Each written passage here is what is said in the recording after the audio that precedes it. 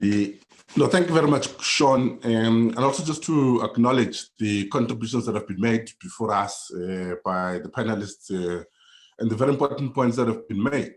I think the basis has been laid for understanding where we are today. What I think we should be doing in this brief moment is just to tap into the South African experience. I mean, you will know that apartheid South Africa was based on a legislated regime of racism in our country, which also had its bedrock as British colonialism. So there was the symbiotic relationship between British colonialism and apartheid in South Africa that actually contributed in a significant way to the exploitation and the racism that enveloped South Africa for a long period of time until 1994, when South Africa realized its independence.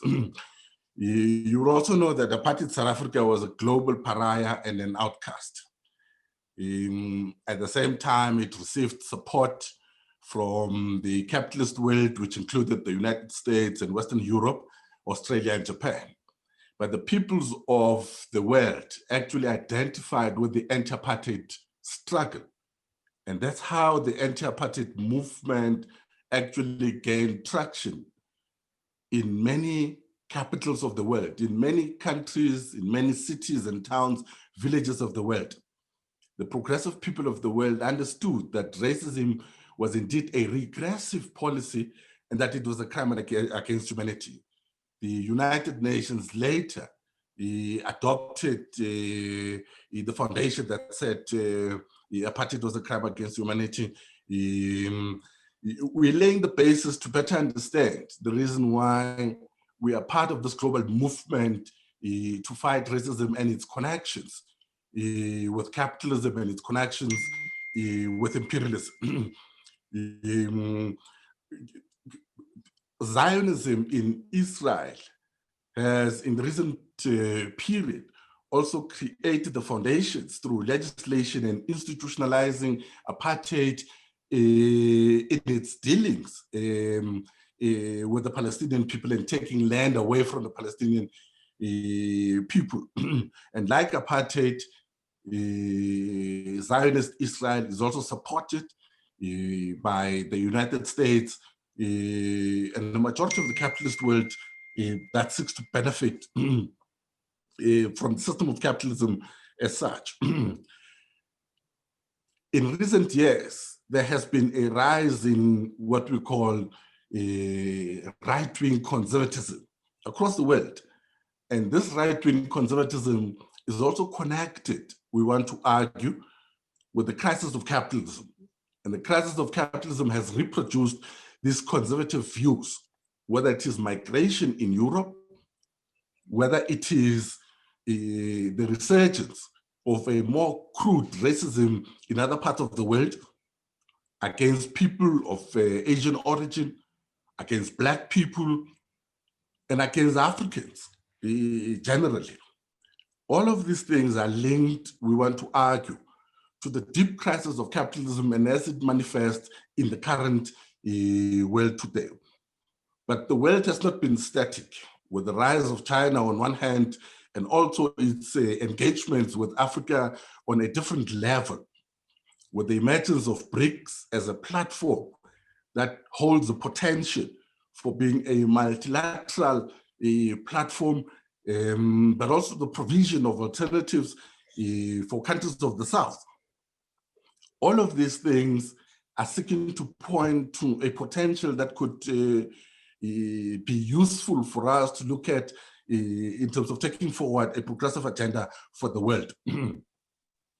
We also want to argue that it will be worth our while to look at the experience of the anti-apartheid movement and how the anti-apartheid movement tackled the issues of racism.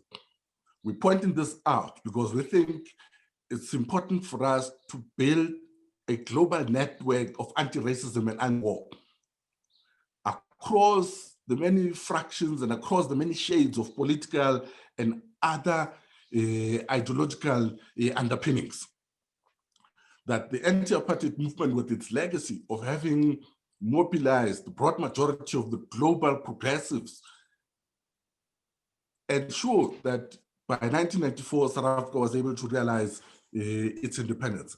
And those positives can be extracted from the anti-apartheid movement, and we should be able to connect the networks and build on those networks in a global way, and build on the progressive ideas and values that are there in society for us to take them forward. One such thing that we think we should be talking about and building a big narrative around is a collaborative effort between China and Cuba around a possible vaccine for COVID-19.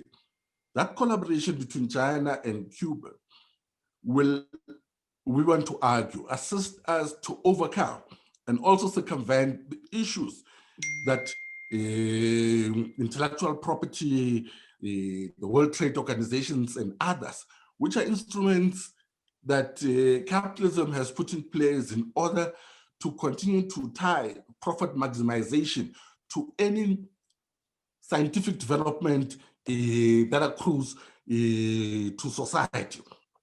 And we think this effort between Cuba and China is very important, and we should be building a huge narrative to support it and encourage other such endeavors to take place across a whole range of things, including efforts of building people-to-people relations, exchanges, and other things that would encourage the kinds of things that Lee was talking about earlier, you know, cultural appreciation and the different important aspects that would ensure that we don't see people for their differences, but we see people for who they are as humanity, and therefore we're able to bring on that.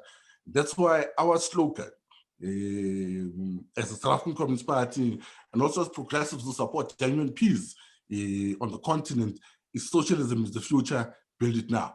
And we want to thank you for the opportunity to share some thoughts on these issues. Thank you very much for the opportunity.